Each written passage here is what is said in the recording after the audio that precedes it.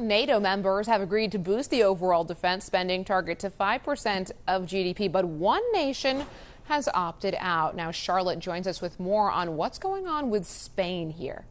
Charlotte, good morning.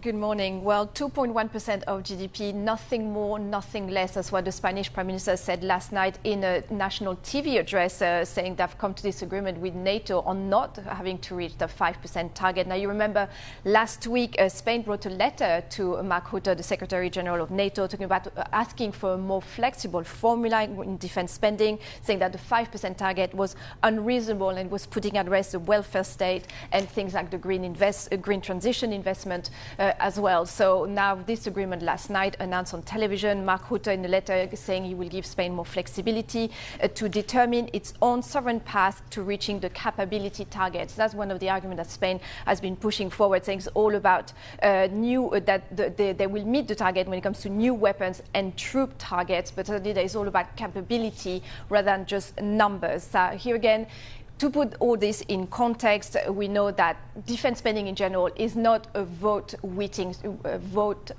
strategy in Spain. Certainly no parties are very much on board with this. They spent just 1.2% of GDP last year, so the worst of the whole alliance. They said back in April that they would reach the 2% target 4 years in advance as well, so this year instead of 2029. But certainly we know that's triggered a bit of a debate amongst the different groups in the alliance. With an economy in Spain that has grown more than 3% last year and yet not wanting to reach that target. Now, the very important context here is that Pedro Sánchez is caught also in a big corruption scandal in Spain. He's part of a minority government and he cannot afford to lose any of its allies, and all its allies are against more defense spending. So that's very important context to explain why he wants to have a sort of domestic win, and this kind of agreement with NATO gives him a domestic win. So certainly that is very important in that context. But here again, there's a broader political context in Spain where defense spending in general